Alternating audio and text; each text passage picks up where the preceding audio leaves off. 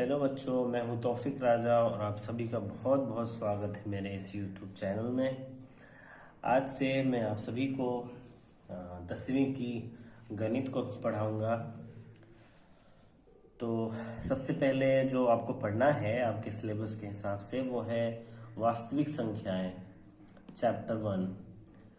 Class 9th में ही आपने वास्तविक संख्याओं के बारे में थोड़ा बहुत जानकारी ले लिया होगा, मुझे उम्मीद है। फिर भी चलो हम एक बार देख लेते हैं कि वास्तविक संख्याओं के अंतर्गत क्या आते हैं। मैंने आपका समय बचाने के लिए पहले से लिख रखा है। संख्याएं दो तरह की होती हैं, एक वास्तविक संख्या, दूसरी काल्पनिक संख्या। काल्पनिक संख्या जो होती है वो आपको 11th और 12th में आपको पढ़नी है, ये आपको 10th के सिलेबस में नहीं पढ़नी है, इसलिए हम इसके बारे में चर्चा अभी नहीं करेंगे। तो वास्तविक संख्याओं के अंतर्गत जो आते हैं वो हैं प्राकृत संख्या, प्राकृतिक संख्या भी कहते हैं, नेचुरल नंबर्स हम अंग्रेजी में इन्हें कहते हैं और एन से डिनोट करते हैं। तो प्राकृत संख्या किसे कहते हैं बच्चों? गिनती वाले नंबर्स को प्राकृत संख्या कहते हैं, जिसकी शुरुआत 1 से होती है और अनंत तक जाती है। बहुत सिंपल है, ये गिनती वाले नंबर्स प्राकृत संख्या कहलाती है। Fair enough. उसके बाद जो नंबर आता है पूर्ण संख्याएं, पूर्ण संख्याएं, होल नंबर्स जिन्हें कहा जाता है। W से हम इन्हें दर्शाते हैं और इसको आप ऐसे समझ सकते हो कि प्राकृत संख्याओं में हम 0 मिला दे, यानी प्राकृत संख्याओं में हम 0 मिला दे तो वो होल नंबर्स बन जाते हैं। यानी पूर्ण संख्याओं की शुरुआत 0 से होती है और फिर 1 2 3 4 5 इस तरह से अनंत तक जाती है। तो प्राकृत संख्याओं में और पूर्ण संख्याओं में फर्क इतना है कि प्राकृत संख्या 1 से शुरू होती है और पूर्ण संख्या 0 से शुरू होती है। पूर्णांक, इंटीजर्स, इन्हें Z से डिनोट किया जाता है। आप यूं समझे कि ऋणात्मक संख्याओं के साथ साथ धनात्मक संख्याओं को पूर्णांक कहा जाता है। यानी कि पूर्णांक जो होते हैं माइनस के अनंत से शुरू होते हैं और प्लस के अनंत तक जाते हैं, इसमें 0 भी शुमार होता है। तो ये पूर्णांक कहलाते हैं। माइनस वाले संख्याओं और प्लस वाले संख्याओं को पूर्णांक कहते हैं। अब बारी है परिमेय संख्या की। रैशनल नंबर्स Q से डिनोट करते हैं, जिसे हम रैशनल नंबर्स किसे कहते हैं? परिमेय संख्या बच्चों, ऐसी संख्याएं जिन्हें हम P/Q के रूप में लिख सके, P/Q के रूप में लिख सके। P/Q का मतलब है कि इस तरह का जिसको हम लिख सके, इस तरह का बट्टे के रूप में जिसे हम लिख सके, जहां ये दोनों जो संख्याएं होंगी वो पूर्णांक होंगे। और पूर्णांक क्या होते हैं? आपने अभी अभी देखा था पूर्णांक क्या होते हैं। ऋणात्मक और धनात्मक संख्याओं को पूर्णांक कहते हैं। जहां Q का मान 0 कभी नहीं होगा, ये जो मान होगा यहाँ पे जो नंबर रहेगा कभी भी 0 नहीं रहेगा। यहाँ पे ये जो हर का जो स्थान है यहाँ पर 0 कभी नहीं रहेगा।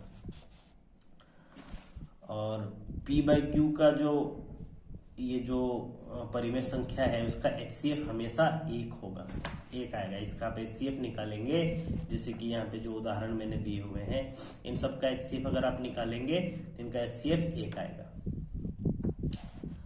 उदाहरण के लिए मैंने लिख रखा है 1/2, 2/3, 3/5, ये सब परिमेय संख्याएं हैं बच्चों। फिर यहाँ पे मैंने 2/4 लिखा है और फिर एरो लगा के 1/2 और फिर परिमेय संख्या मैंने लिखा है। तो 2/4 जो है वो परिमेय संख्या नहीं है, इसका सरल रूप परिमेय संख्या है। 2/4 को हम इसके छोटे रूप में करेंगे तो 2 एकम 2, 2 दूनी 4, इस तरह का इसका रूप बनेगा। तो 2/4 परिमेय संख्या नहीं, क्योंकि इसका छोटा रूप ये है, तो ये परिमेय संख्या नहीं बल्कि ये परिमेय संख्या कहलाएगा। ठीक है बच्चों। अब अपरिमेय संख्या, अपरिमेय संख्या इर्रेशनल नंबर्स हम P से डिनोट करते हैं। तो इसको आप समझो सिंपली, अभाज्य संख्याओं में आप अंडर रूट कर देते हो तो वो अपरिमेय संख्या कहलाती है। जो संख्याएं परिमेय नहीं होती हैं वो संख्याएं अपरिमेय होती है। तो अभाज्य संख्याओं में आप अंडर रूट करते हो। अब अभाज्य संख्या किसे कहते हैं? ऐसी संख्याएं जो खुद से भाग जाएं, जिनके सिर्फ 2 ही गुणनखंड हो, जैसे 2 को सिर्फ हम 2 ही से भाग दे सकते हैं, 3 को हम सिर्फ 3 से ही भाग दे सकते हैं, 5 को भी और 7 को भी। इस तरह से और भी बहुत सारे हैं, जैसे 11 है, जैसे 13 है। ऐसे इन संख्याओं को अभाज्य संख्या कहा जाता है, जो सिर्फ खुद से भाग जाते हैं और किसी और से भाग नहीं जाते हैं, जिनके 2 ही गुणनखंड होते हैं, एक स्वयं और एक। तो इस तरह से अभाज्य संख्याओं में अगर हम अंडर रूट कर देते हैं तो ये अपरिमेय संख्या कहलाता है। ठीक है, उसके अलावा जिनका दशमलव प्रसार अशांत 1.001 और फिर इस तरह से ये चलता रहेगा, तो ऐसे संख्याओं को हम अपरिमेय संख्या कहते हैं। ये थोड़ी सी झलक थी, आपने इनके बारे में पहले भी पढ़ा था। और फिर भाज्य संख्या, अभाज्य संख्या होती है। भाज्य संख्या जो किसी से भाग जाए, जिनके 2 से अधिक गुणनखंड हो, तो उन्हें भाज्य संख्या। और अभाज्य संख्या अभी मैंने बताया कि जिनके सिर्फ 2 ही गुणनखंड हो, जो सिर्फ खुद से भाग जाते हैं। ठीक है बच्चों, ये परिचय था वास्तविक संख्याओं का। अब हम चैप्टर पे जाएंगे।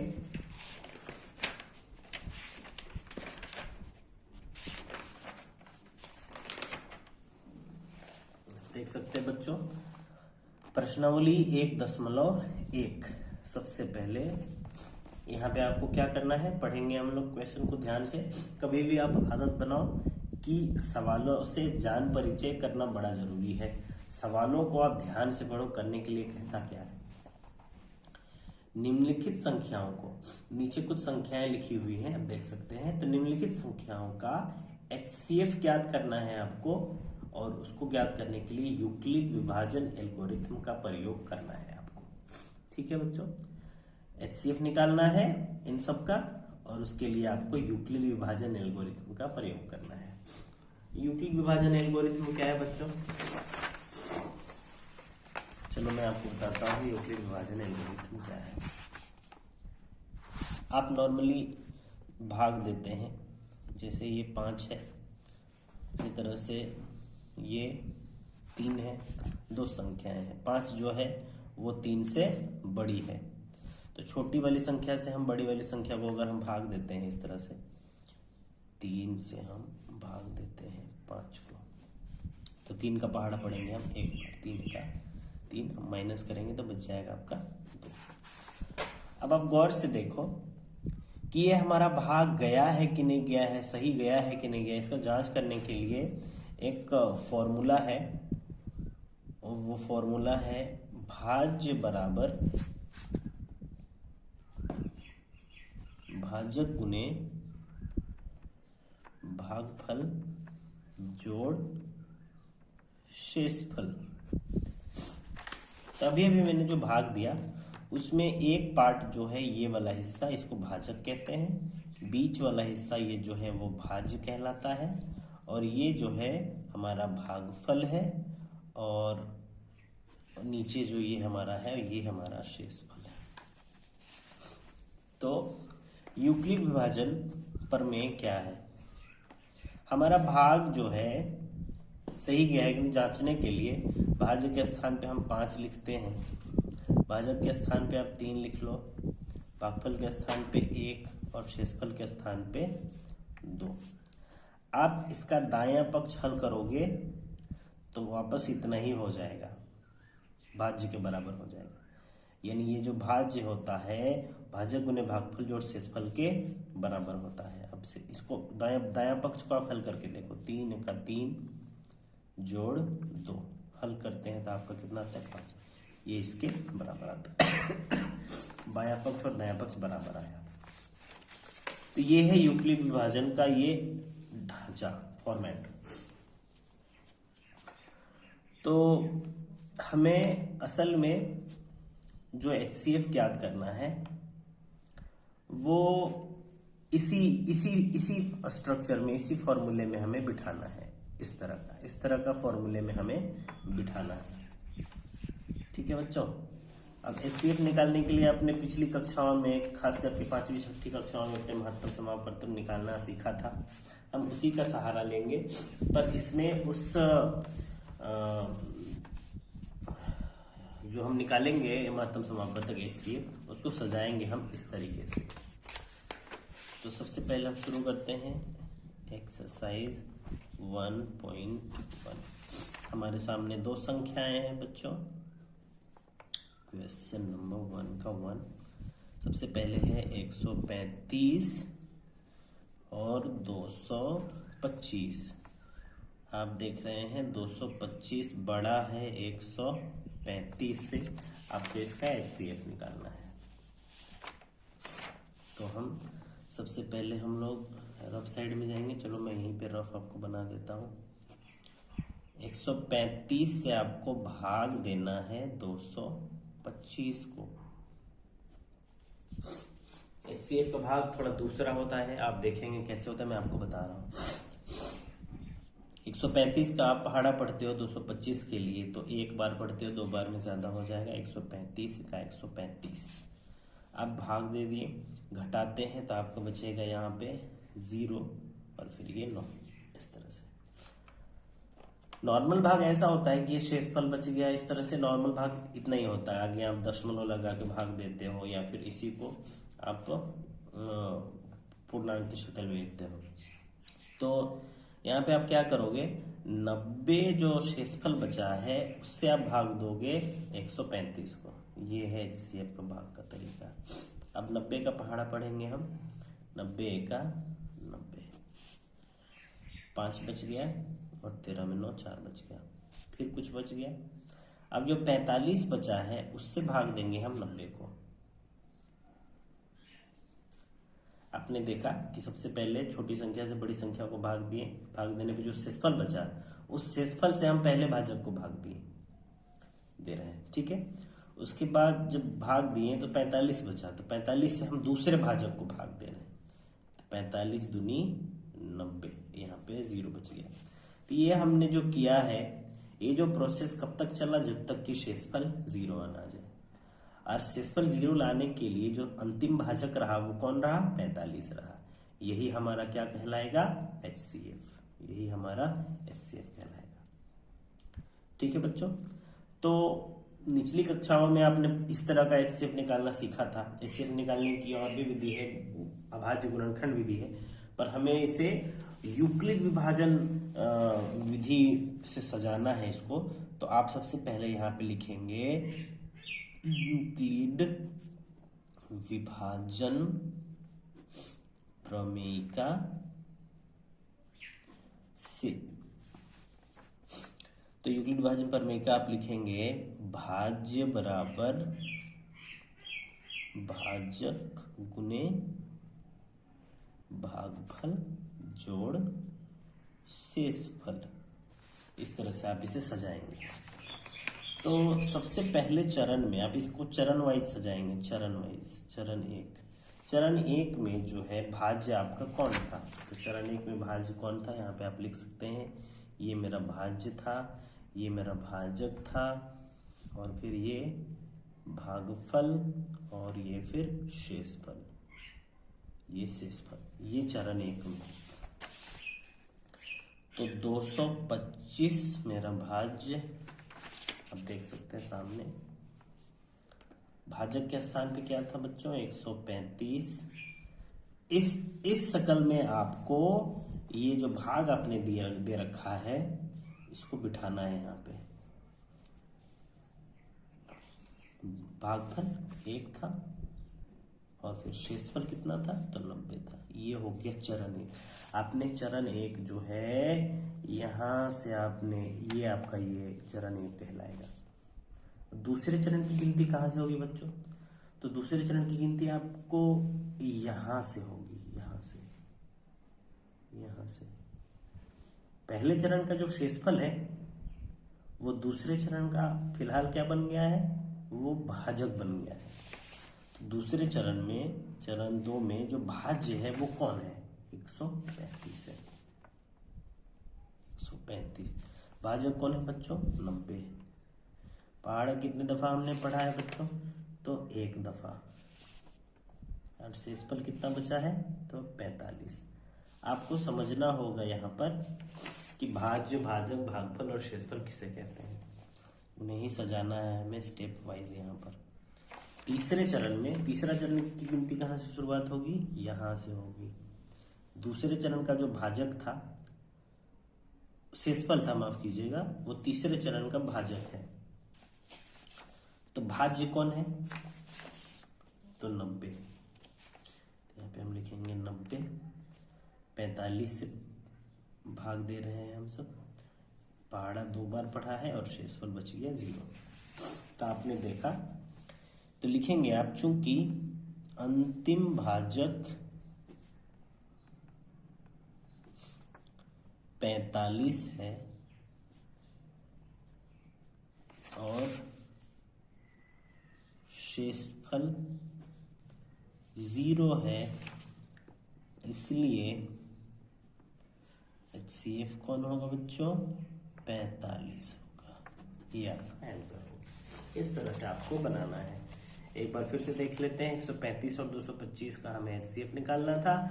बड़े संख्या को छोटे संख्या से हम भाग देंगे। भाग का इसका तरीका अलग होता है। छोटे संख्या से बड़े संख्या को हमने भाग दिया, पूरी भाग देना होता है। एक बार पहाड़ा पढ़ा, शेषफल 90 बचा।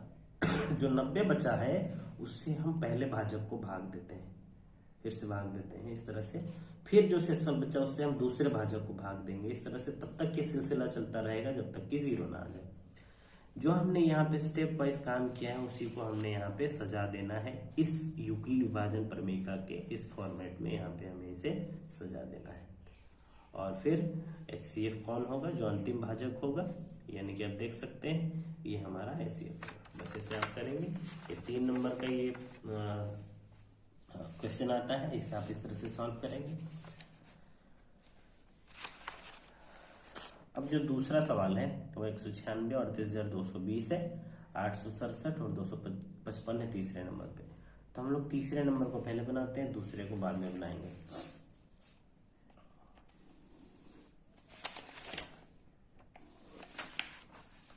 सवाल नंबर 2, 867 और 255। 867 जो है बड़ा है 255 से। आप रफ में इसे भाग देके पहले देख लेंगे। 255 से हम भाग देंगे 867। 255 का पहाड़ पढ़ेंगे बच्चों, हमें आता नहीं है। तो 255 को हम क्या करेंगे बच्चों? गुना करेंगे। इस तरह से गुना करेंगे। 255 गुना 2, तो 2 पचे 10, 2 पचे 10 और 1 11, 2 दूनी 4 और 1 5, 510। 255 का पहाड़ा हम 3 बार पढ़ते हैं बच्चों। इस तरह से गुना करके हम लाएंगे। 3 पचे 15, 3 पचे 15 और 1 16, 3 दूनी 6, 1 7। 3 बार में 765। तो 3 बार हो जाएगा, 4 बार में ज़्यादा हो जाएगा। 255 दिया 765।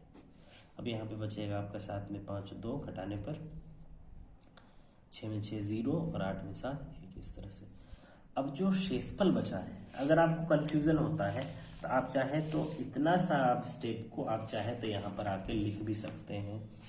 सबसे पहले आप लिखेंगे यहाँ पे यूक्लिड विभाजन। मैं शॉर्टकट में लिख रहा हूँ, आप पूरा लिखेंगे। विभाजन प्रमेयिका से चरण 1, पहले हम सूत्र को लिखेंगे। भाज्य बराबर भाजक गुने भागफल जोड़ शेषफल। चरण 1। तो चरण 1 में भाज्य हमारा कौन है बच्चों? बीच वाला भाज्य होता है। तो 867 लिखेंगे आप। भाजक कौन है बच्चों? भाजक सबसे पहले ये 255 गुना भागफल। भागफल किसे कहते हैं? इसे कहते हैं 3 बार हमने पढ़ा। और शेषफल कितना बचा है बच्चों? 102। ये पहला चरण होगा। अब दूसरा चरण कैसा होगा, इसके लिए हमें भाग देना होगा। फिर दूसरे चरण का ये भाजक हो गया और भाज्य हमारा हो जाएगा 255। 102 का पहाड़ा 2 बार हम पढ़ेंगे। 102 दूनी हो जाएगा 204। घटाने पर 5 में 4 1, 5 में 0 5, यहाँ पे 2 पे 2 समाप्त। ये दूसरा स्टेप हो गया। आप इसे सजा सकते हैं। भाज्य कौन है? तो बीच वाला भाज्य होता है 255। भाजक कौन? तो 102। पहाड़ा कितने दफा? 2 दफा। और फिर बचा कितना? तो 51। स्टेप 3। जो बचा 51 है, इससे हम भाग देंगे 102 को। 51 दूनी 102, ये 0। इस तरह से हमारा 0 फिर से मिल गया है। तो HCF कौन होना चाहिए बच्चों? HCF होना चाहिए 51। ठीक है, हम इसे सजा देंगे। पहले भाज्य हमारा कौन है? तो भाज्य हमारा 102 है, भाजक 51, पहाड़ा हमने 2 बार पढ़ा और शेषफल बचा 0। इस तरह से अंतिम भाजक जो है 51 है और शेषफल 0 आया है, इसलिए आप यहाँ पे लिखेंगे HCF बराबर 51। ये आपका हो गया, आंसर हो गया। ठीक है बच्चों, ये दूसरा सवाल हमने हल किया, आप देख सकते हैं।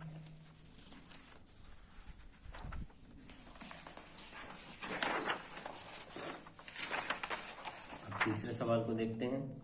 तीसरा सवाल है 196 और 38,220।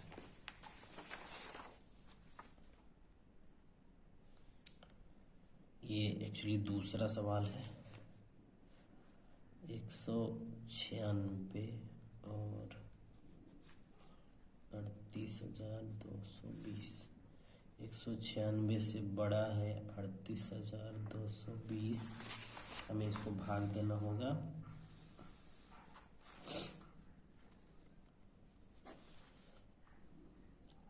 एक 196 से भाग देंगे हम 38,220 को। 196 का पहाड़ा हम कितने दफा पढ़े कि 38,220 पूरा पूरी आ जाए या उसके करीब पहुंचे। ये हमारे लिए थोड़ा लंबा भाग है। इससे पहले छोटी संख्याएं थी, अंदाजा हमें लग जाता था कि कितना लेना है कितना नहीं लेना है, पर इसमें अंदाजा लगाना मुश्किल है। इसलिए हम बारी बारी से पहले नॉर्मल भाग देंगे और इसके करीब पहुंचेंगे। 1 2 3 अंक यहाँ, 3 अंक यहाँ लेते हैं। तो 196 का टेबल हम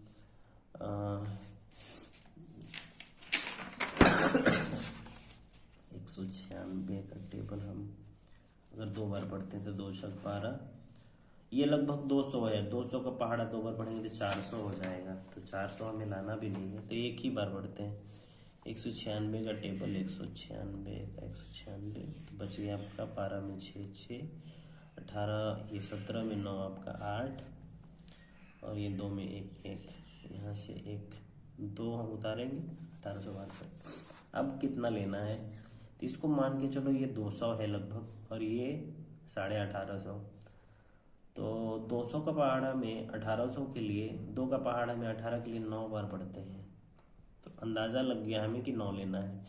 गुना करो, 9 छक 54, 9 9 81, 9 9 81 और 5 86, हाथ में 5, 9 1 9 और 5, माफ कीजिएगा 8, 9 1 9 8 17। इस तरह से 12 में 4 घटाने पर 8, यहाँ 15 में 6 घटाने पर 9, और फिर इधर समाप्त हो जाएगा। 0 हम उतारेंगे। अब 980, यहाँ लगभग 200 है और यहाँ लगभग 1000 है।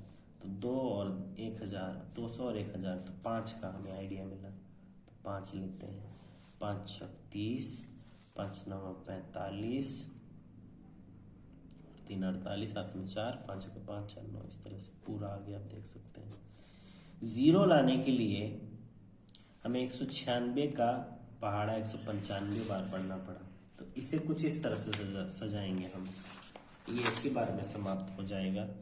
आप लिखेंगे सबसे पहले यूक्लिड विभाजन प्रमेयिका से भाज्य बराबर भाजक गुने भागफल जोड़ शेषफल। अब इसे इंग्लिश में इस तरह से सजा सकते हैं बच्चों। भाज्य को A से डिनोट करते हैं, भाजक को B से, और भागफल को Q से, और शेषफल को R से। आप इंग्लिश में इस तरह से डिनोट कर सकते हैं। आप देख सकते हैं बच्चों, मैंने अलग अलग लिख दिया है, आपको पहचानने में कोई परेशानी नहीं होनी चाहिए। भाज्य को A से, भाजक को B से, भागफल को Q से, शेषफल को R से। दोनों में से कोई भी आप फॉर्मूला लिखेंगे, इंग्लिश या हिंदी, कोई दिक्कत नहीं है। इसे आप सजाएंगे तो भाज्य मेरा 38,000 चरण 1 में 38,220 था। हमारा भाजक 196 था। पहाड़ा हमने 195 बार पढ़ा, देख सकते हैं। और फिर क्या मिला हमें शेषफल 0। तो अंतिम भाजक और प्रथम भाजक खुद यही है, तो आप लिखेंगे जो HCF बराबर 196, ये आपका आंसर हो गया। ठीक है बच्चों, इस तरह से हमारा पहला सवाल समाप्त हुआ। पहले सवाल में जो 3 सवाल थे, तीनों के HCF निकालने थे, विधि हमने यूक्लिड विभाजन एल्गोरिथम लगाया। तो हम दूसरे सवाल की ओर बढ़ेंगे। दर्शाइए कि कोई भी धनात्मक विषम पूर्णांक, प्रश्न को ध्यान से पढ़ेंगे बच्चों, पढ़ने में कोई कोताही नहीं। दर्शाइए कि, ये हमें दिखाना है कि कोई भी धनात्मक विषम पूर्णांक, बारी बारी से हम एक एक चीज को समझेंगे। धनात्मक यानी कि प्लस वाला संख्या, विषम जो 2 से भाग ना जाए। विषम किसे कहते हैं बच्चों? ऐसी संख्या जो 2 से भाग पूरा पूरी ना जाए, जैसे 3, जैसे 5, जैसे 7, जिनके अंत में 1 रहे, वो भी 2 से भाग नहीं जाएगा पूरा पूरी। पूर्णांक, पूर्णांक किसे कहते हैं? अभी हमने पढ़ा था पूर्णांक किसे कहते हैं। धनात्मक और ऋणात्मक संख्याओं को पूर्णांक कहते हैं।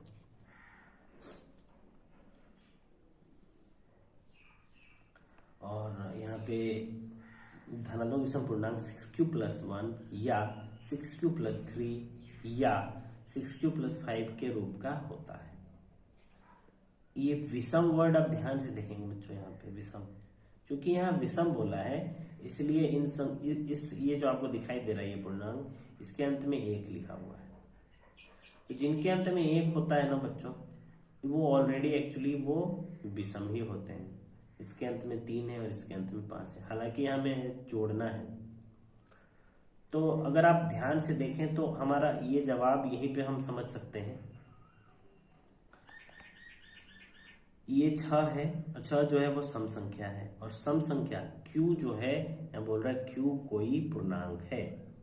तो q के स्थान पे कुछ भी आप रखोगे, कोई भी संख्या, कोई भी, वो 6 से गुना होकर के सम संख्या ही बन जाएगा, और उस पर अगर आप 1 जोड़ते हो तो वो विषम संख्या बन जाएगा। ये हम करके भी देख सकते हैं बच्चों।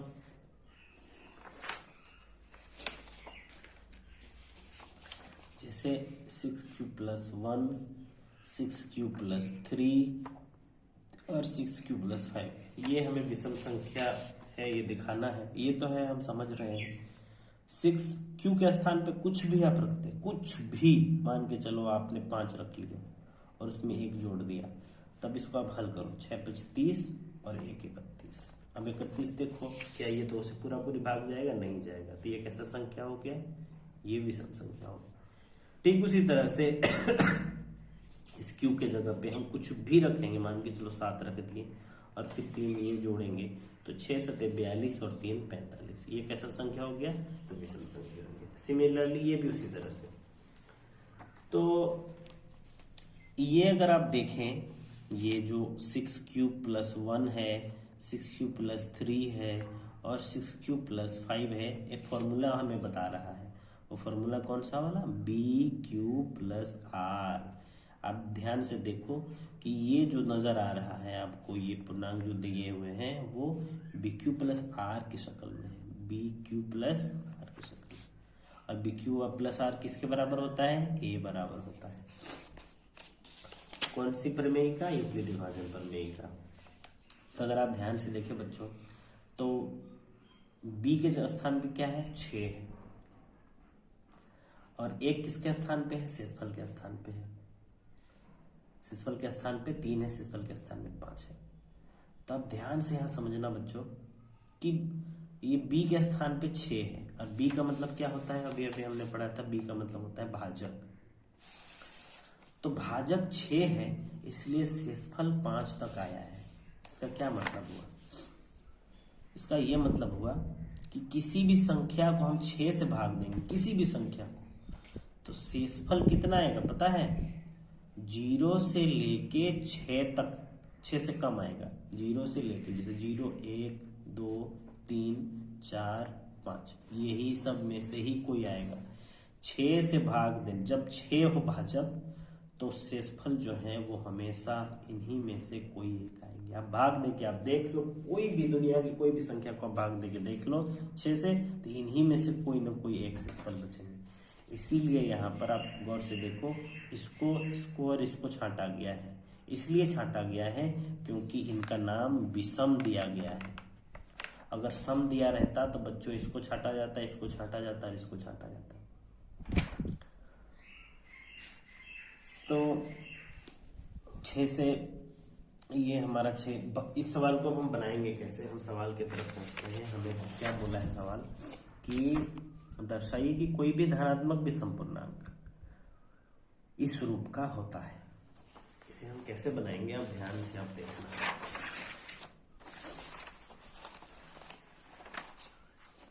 सवाल नंबर 2, सबसे पहले हम लिखेंगे माना ए कोई धनात्मक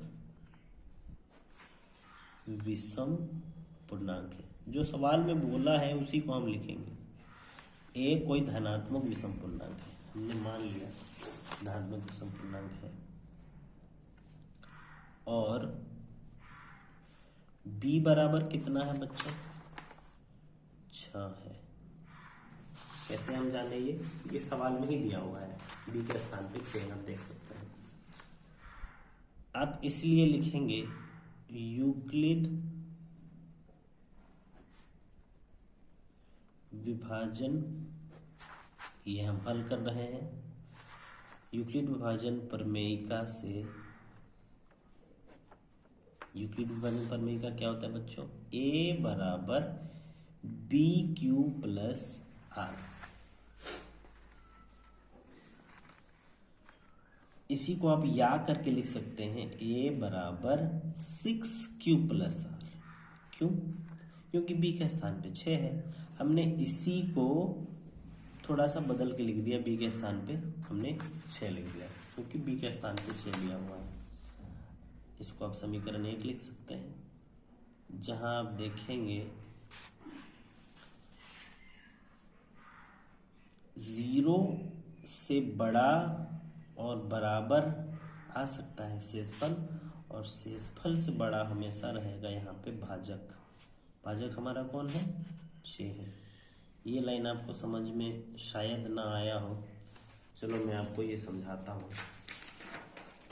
यहाँ मैंने क्या लिखा, 0 से बड़ा और बराबर, ये जो दिया हुआ है जिसकी तरफ ये मुंह खुला है वो बड़ा, ये आर क्या है, शेषफल है। तो शेषफल 0 से कभी कभी बड़ा आता है।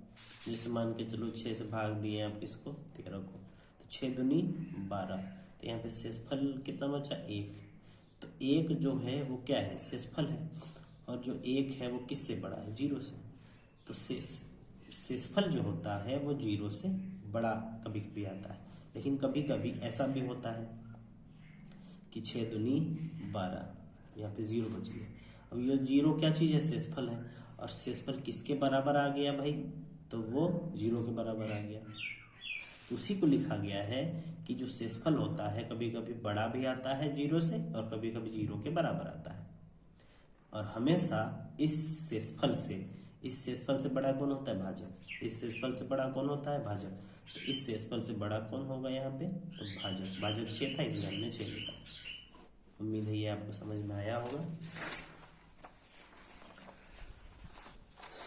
तो हमने माना कोई धनात्मक विषम पूर्णांक और बी बराबर हमने 6 माना। यूक्लिड विभाजन प्रमेय हमने लगाया हुआ है, उसी को हमने ये शक्ल चेंज करके लिख दिया। हमारा भाजक 6 है, तो 6 भाजक है। तो अभी हमने बताया था कि जब 6 भाजक हो तो शेषफल कितने हो सकते हैं, इनमें से ही कोई एक हो सकते हैं, इनकी संभावना है। तो उसको हम हिंदी में कुछ ऐसे लिखेंगे, अतः संभावित शेषफल।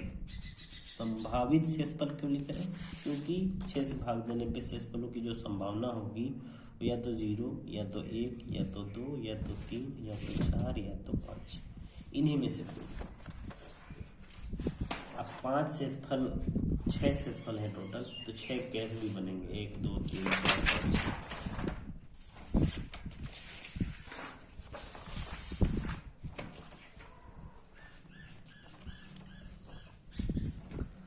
तो बारी बारी से हम इनको, ये जो समीकरण दिखाई दे रहा है यहाँ पर हम आर के स्थान पर इन शेषफलों को क्या करेंगे, रख रख के देखेंगे, तो हमारा जो डिमांड है वो पूरा हो जाएगा।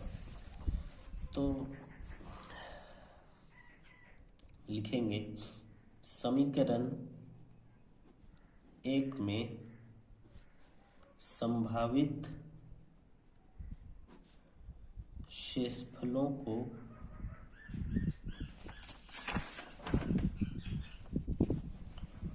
क्रमशः रखने पर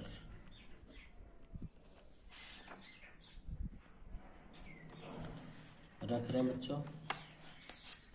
समीकरण 1 को उतारेंगे। समीकरण 1 है a बराबर 6q प्लस आर। संभावित शेषफलों को हम क्रमशः रखेंगे, यानी कि बारी बारी से रखेंगे। सबसे पहले r बराबर 0, तो ये कैसा लिखाएगा, a is equal to 6q plus 0। R की जगह पे हमने 0 रख दिया। इसमें चर्चा हम बाद में करेंगे। r बराबर 1, तो हो जाएगा a is equal to 6q plus r के स्थान पे हम क्या लिखेंगे, 1। r बराबर 2 लेते हैं, तो a is equal to 6q plus 2। r is equal to अगर हम 3 लेते हैं तो a is equal to 6q plus 3, और r इज इक्वल टू 4, तो a is equal to 6q plus 4। r is equal to 5 लेते हैं तो a is equal to 6q plus 5। हमने सभी शेषफलों को बारी बारी से ले रखा है। अब इसमें आप जो बने हैं पूर्णांक, उन पे हम अगर अब चर्चा करते हैं तो क्या होगा, देखो 6q प्लस 0 प्लस 0 अगर हम जोड़ते हैं तो कोई फर्क नहीं पड़ेगा। चलो इसकी चर्चा करते हैं। q कोई भी पूर्णांक है, प्रश्न में ही बोला था q कोई पूर्णांक, कोई भी पूर्णांक है। अब 6 से q में q के स्थान पे आप कुछ भी रखोगे तो वो गुना होगी कैसा संख्या देगा, सम संख्या देगा। 6q है, 6 गुना q के स्थान पे कुछ भी आप रखते हो, कुछ भी 1 रखते हैं तो 6 का 6 होगा, 2 रखते हैं तो 6 दूनी 12 होगा, 3 रखते हैं तो 6 तिया 18 होगा। अब इसमें जो संख्याएं आ रही हैं वो सम संख्याएं हैं, क्योंकि ये 2 से भाग जाएंगी। तो इससे पता चलता है कि ये हमारा जो है वो कैसा संख्या है, ये सम संख्या है। कैसे, क्योंकि 2 से क्या है, ये 2 से विभाज्य है। अब इसे आप देखते हैं, आप इतना सा भी आप देखें कि 6q कैसा संख्या है, सम संख्या है, लेकिन उसमें अगर हम 1 जोड़ रहे हैं तो ये बन जाएगा आपका विषम संख्या। सम संख्या में विषम संख्या जोड़ने पे बन जाता है विषम संख्या। इसको आप क्यों, क्योंकि ये 2 से विभाज्य नहीं है, नहीं है। इसी प्रकार ये आपका सम संख्या हो जाएगा, ये आपका विषम हो जाएगा, और फिर ये सम, और फिर ये विषम। आप छांट के देख सकते हैं। इसके बारे में हमें बोला था 6q प्लस 1, 6q प्लस 3 और फिर 6q प्लस 5। इनको हम लास्ट में इस तरह से लिख देंगे। अतः कोई भी धनात्मक विषम पूर्णांक किस रूप का होता है, तो बच्चों आपके सामने है जो मैंने स्क्वायर किया, उन सबको आप ला के रखो। पूर्णांक 6q प्लस 1, आपको क्वेश्चन को ही दोहरा देना है। 6q प्लस 3 या 6q प्लस 5 के रूप का होता है। ये आपका हो गया। ठीक है बच्चों, आप चाहें तो इसे उतार सकते हैं।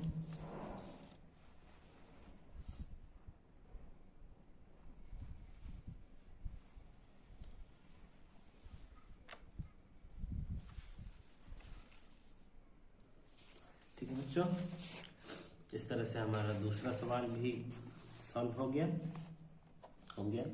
अब तीसरा सवाल हम पढ़ेंगे ध्यान से।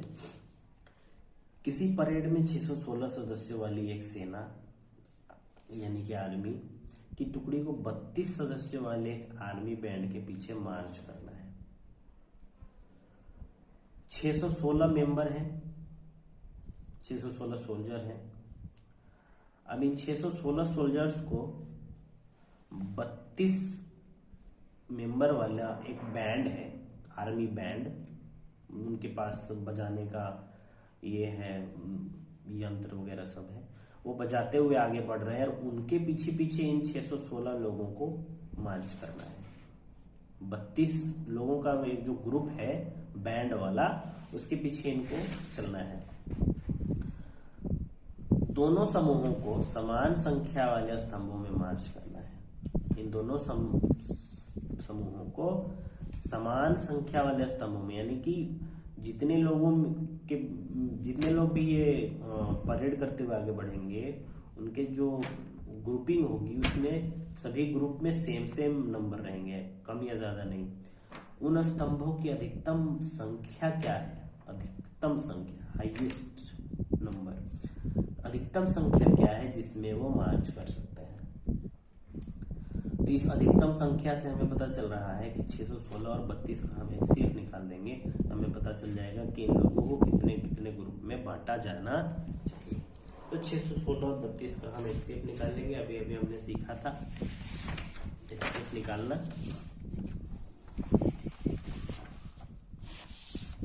सवाल नंबर 3 बच्चों, 616 बड़ा है 32 से। हम लिखेंगे यूक्लिड विभाजन प्रमेयिका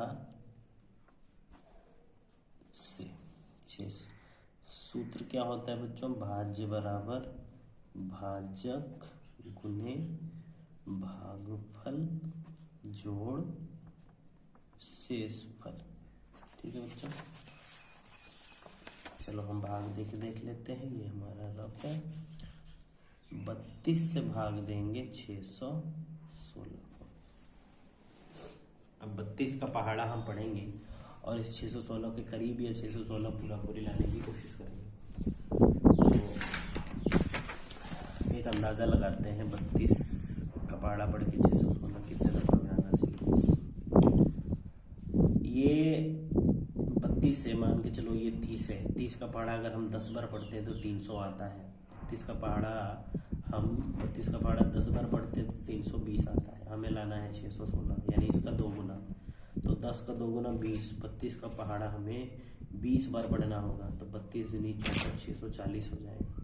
अगर हम 32 का पहाड़ा 19 बार पढ़ते हैं तो 19 दूनी 38, 19 के 57 और 3 60, 608 हम पहुँच गए। 32 का पहाड़ा 19 बार हम पढ़ेंगे और लाएंगे 608। बच गया आपका 8 घटाने पर। अब जो 8 बचा है उससे भाग देंगे हम 32 को। 8 चौके 32, आपको 0 मिल गया। HCF कौन होना चाहिए बच्चों? तो 8, क्योंकि अंतिम भाजक 8 है। इसे हम सजाएंगे। चरण 1 में भाज्य कौन था? 616। भाजक 32 था। पहाड़ा 19 बार हमने पढ़ा और शेषफल बचा आपका 8। दूसरे चरण में 32 था भाज्य, 8 से पहाड़ा पढ़ा, 4 बार पहाड़ा पढ़ा और शेषफल 0 बचा। इस तरह से ये हमारा HCF था। HCF इज इक्वल टू कितना? 8। आप लिखेंगे अतः 8 के स्तंभों में मार्च करना है। ये आपका आंसर हो गया। ठीक है बच्चों, 616 और 32 का हमने HCF निकाल दिया और फिर हमें HCF 8 मिला। तीसरा सवाल इस तरह से सॉल्व हो गया। अब हम पुस्तक की ओर बढ़ते हैं। चौथा सवाल है, यूक्लिड विभाजन प्रमेयिका का प्रयोग करके दर्शाइए यूक्लिड विभाजन प्रमेयिका का प्रयोग करके दर्शाइए कि किसी धनात्मक पूर्णांक का वर्ग, यहाँ ध्यान से पढ़ेंगे हम लोग, यूक्लिड विभाजन प्रमेयिका का प्रयोग करना है और दिखाना है कि किसी धनात्मक पूर्णांक, यहाँ सम या विषम नहीं बोला है, धनात्मक पूर्णांक बोला है। इससे पहले वाले सवाल में बोला था धनात्मक विषम पूर्णांक, लेकिन यहाँ पे धनात्मक पूर्णांक का वर्ग यानी स्क्वायर किसी पूर्णांक m के लिए 3m या 3m+1 के रूप का होता है, ऐसा हमें आंसर लाके दिखाना है। यूक्लिड विभाजन प्रमेयिका का प्रयोग करके दिखाना है। चलो बच्चों हम लोग सॉल्व करते हैं। Question number 4। सबसे पहले हम लिखेंगे माना ए कोई धनात्मक पूर्णांक है, तब इसे यूक्लिड विभाजन प्रमेयिका से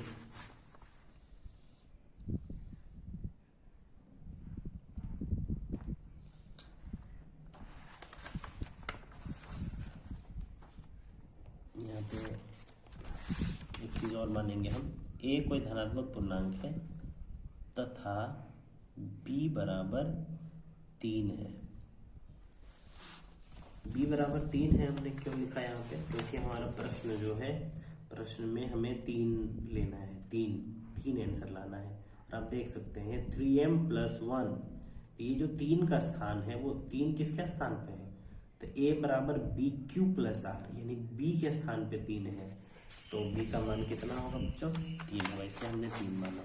अब b का मान 3 है, तो यूक्लिड विभाजन विधि से इसको हम किस रूप में लिख सकते हैं, इसको हम लिख सकते हैं 3q या 3q+1 या 3q+2 के रूप में लिख सकते हैं,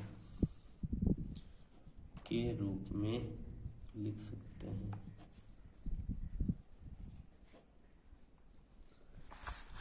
क्यों ऐसा लिख सकते हैं, 3q+1 3q+2 के रूप में क्यों लिख सकते हैं, तो अभी थोड़ी देर पहले हमने एक सवाल हल किया था, 6q 6q+1 6q+, हमने अभी सॉल्व किया था 6q+1 6q+2 6q+3 6q+4 6q+5, 5 तक क्यों आया था, क्योंकि यहाँ भाजक 6 था, इसलिए शेषफल कितने थे, 5 तक थे। अभी हमारे इस सवाल में जो भाजक है वो भाजक है 3, भाजक है 3, तो शेषफल कितने बचने चाहिए, इसी संख्या को हम 3 से भाग देंगे तो शेषफल कितने बचने चाहिए, 6 से भाग दिए तो शेषफल हो रहा था हमारा 5 तक, 6 के स्थान पे 3 अगर हो जाए तो भागफल शेषफल कितना बचना चाहिए, 2 तक, 3 से कम, ठीक है। तो इसीलिए यहाँ पे शेषफल के स्थान पर 2 तक ही है, उससे ज्यादा नहीं है। तो जैसे कि यहाँ पर a बराबर BQ+R होता है, हम जानते हैं b के स्थान पे 3 है, तो इसी को हम कैसे लिख सकते हैं 3q+R, और r के जगह पे हमने क्या ले रखा है 3q+0 3q+1 3q+2, ये सब क्या है, ये सब शेषफल, 3 से भाग देने पे शेषफल या तो 0 आएगा या तो 1 आएगा या तो 2 आएगा, इसलिए हमने 3q 0 क्यों नहीं लिया, क्योंकि 3q+0 करेंगे तो 3q ही रह जाएगा, इसलिए 3q+1 और 3q+2 के रूप में लिख सकते हैं। तो a कोई धनात्मक पूर्णांक है, b बराबर 3 है, और जब b बराबर 3 है तो b के स्थान पे मैंने 3 लिख दिया, 3q+1 3q और 3q+2 के रूप में लिख सकते हैं। इन सभी का हम बारी बारी से क्या करेंगे, वर्ग करेंगे, क्योंकि आपके सवाल में ही बोला है कि धनात्मक पूर्णांक का वर्ग, ये सब हमारे धनात्मक पूर्णांक है, इनका हम क्या करेंगे, वर्ग करेंगे, लिखेंगे इनमें से प्रत्येक का वर्ग करने पर सबसे पहले 3q का हम वर्ग करेंगे। 3q का ये वर्ग कर रहे हैं।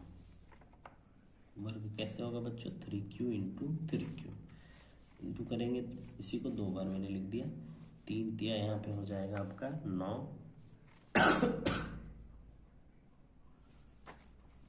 3 तिया 9 और q का स्क्वायर हो जाएगा यहाँ पे q स्क्वायर। 3 हम कॉमन ले लेते हैं तो अंदर बचेगा 3 और ये q स्क्वायर अंदर। इस ब्रैकेट के बदले जो पूर्णांक है उसके बदले हम m मानते हैं और ये जो बाहर 3 है उसको हम यहाँ मिला के लिखते हैं तो ये 3m बन जाता है। जहाँ m किसके बदले आपने माना है बच्चों? इस ब्रैकेट के अंदर वाले पूर्णांक के बदले माना है। ये आपका एक आंसर पूरा हो गया। अब इसका हमें 3m लाना था, हो गया। 3q प्लस 1 का हम वर्ग करेंगे। 3q प्लस 1 का वर्ग, क्योंकि बारी बारी से सबका हमें क्या करना है बच्चों? वर्ग करना है। ये एक फॉर्मूले के शक्ल में हो गया, a प्लस बी के होल स्क्वायर के शक्ल में। तो a प्लस बी का होल स्क्वायर का फॉर्मूला क्या होता है बच्चों? आपको आता होगा, मुझे पता है। a plus b whole square is equal to a square plus 2ab plus b square. हमने इसका फॉर्मूला यहाँ पे खोल के लिखा है। अब हमें इसको इस तरह से खोल के विस्तार से लिखना है। तो a स्क्वायर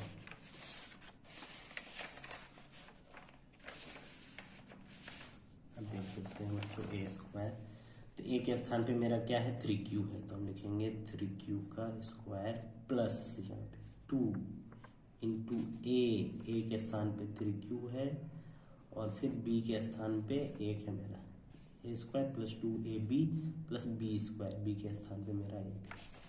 अब इसको हम सॉल्व करेंगे आगे। 3 का स्क्वायर 9, q का स्क्वायर q स्क्वायर, 2 तिया 6, 1 का 6 और साथ में q, 1 का स्क्वायर 1। कॉमन वापस हम इसी तरह 3 निकालेंगे, यहाँ से 3 निकलेगा, इन दोनों से, इससे नहीं निकलेगा। तो 3 हम कॉमन निकालेंगे बच्चों, तो यहाँ से निकल के बचेगा 3 तिया इस तरह से, और यहाँ से निकलेगा तो 3 दूनी हो जाएगा, इससे नहीं निकलेगा, इसलिए इसको हम बाहर रखेंगे। जो ब्रैकेट के अंदर है उसके बदले हम m मानते हैं और ये 3 हम यहाँ से मिला के लिखेंगे और 1 यहाँ से मिला के लिखेंगे बच्चों। तो आपका आंसर हो गया 3m प्लस 1। आप देख सकते हैं, आपको क्वेश्चन में भी पूछा था, आपको क्वेश्चन में पूछा था 3m लाना है और फिर 3m प्लस 1 लाना है। तो 3m प्लस 1, m कहाँ से आया? तो आप लिख दो जहाँ m बराबर ये ब्रैकेट के अंदर 3q स्क्वायर प्लस 2। इसके पीछे आपको टेंशन नहीं लेना है, m कोई पूर्णांक है, हम कोई भी पूर्णांक दे m उसके बदले हमने माना है। इस तरह से हो गया। अब हम वर्ग करेंगे 3q प्लस 2 का।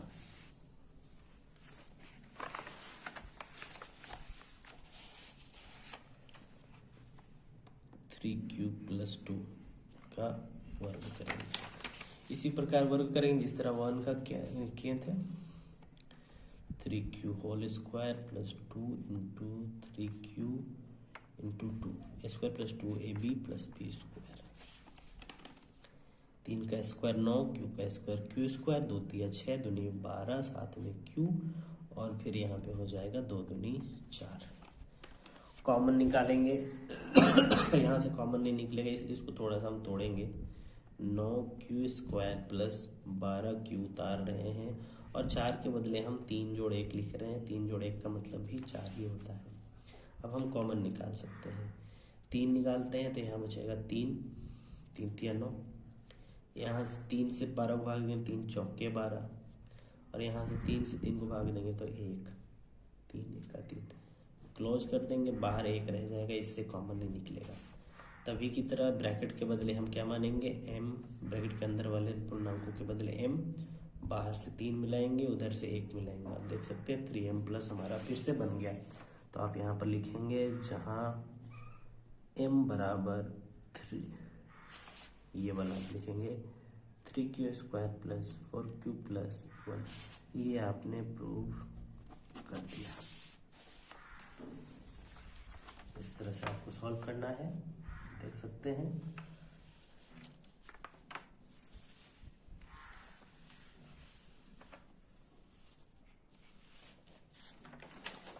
अगला सवाल, अंतिम सवाल है, 5वां सवाल।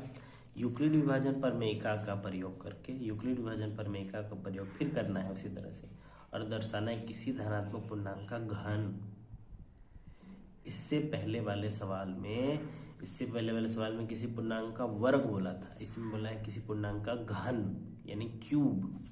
9m 9m+1 या 9m+8 के रूप का होता है।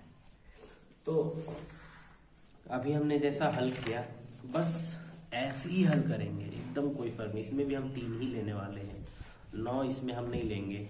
इसमें हमने 3 लिया था क्योंकि डिमांड था 3 का, 3m का। यहाँ 9m है, 9m का डिमांड है, तो 9 नहीं लेंगे हम, क्योंकि 9 लेंगे और क्यूब करेंगे तो बहुत बड़ा हो जाएगा। इसमें भी हम इसी तरह से सेम इसी तरह से लिख कर बनाएंगे, सेम इसी तरह से लिख के बनाएंगे।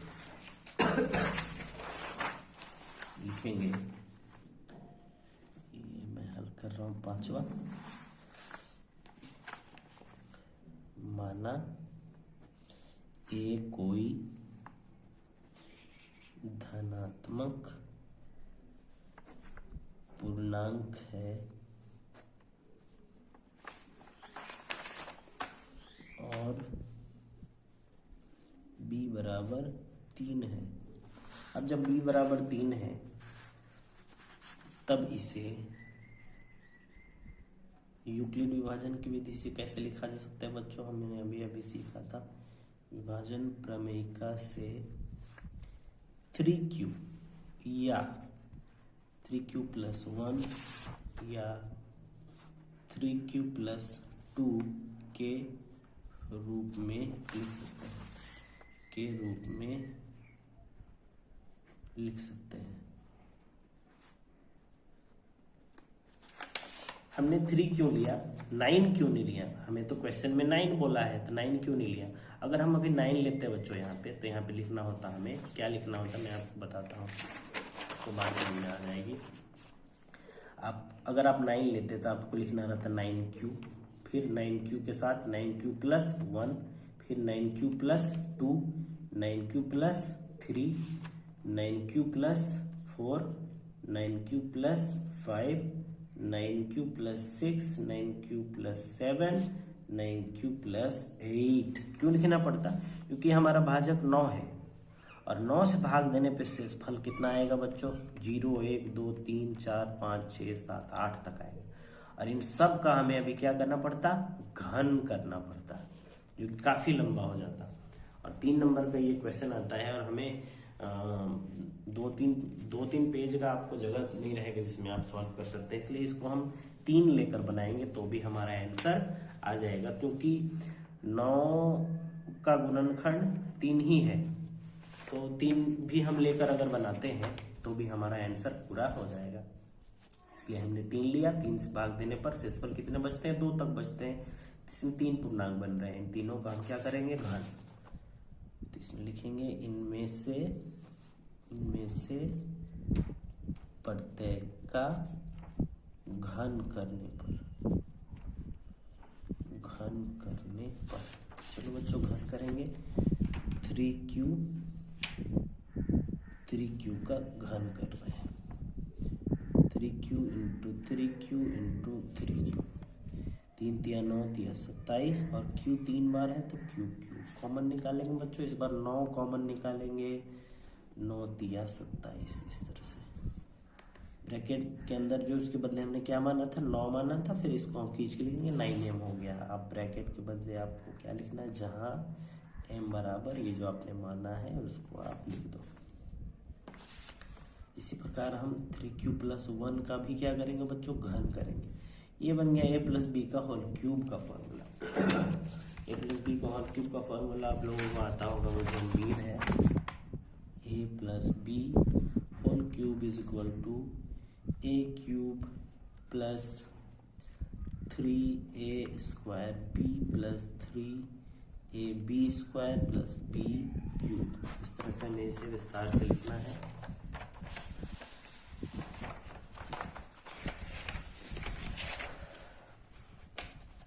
तो एक स्थान पे मेरा 3q है, तो 3q का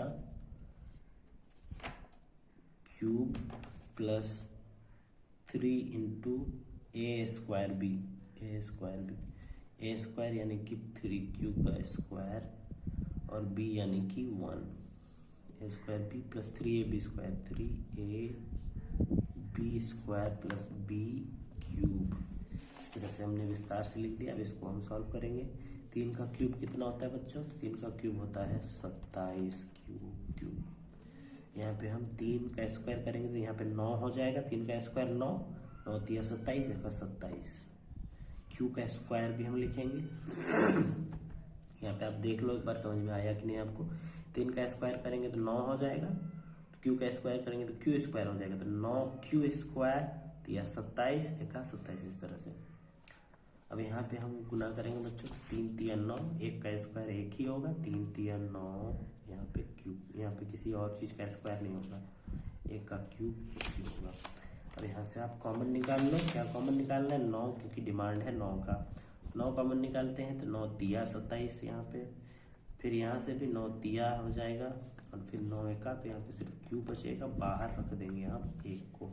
इस ब्रैकेट के बदले हम अंदर पूर्णांकों के बदले m मानेंगे, ये 9 शामिल कर लेंगे, इधर से 1 को मिला लेंगे तो 9m + 1 आपका हो गया।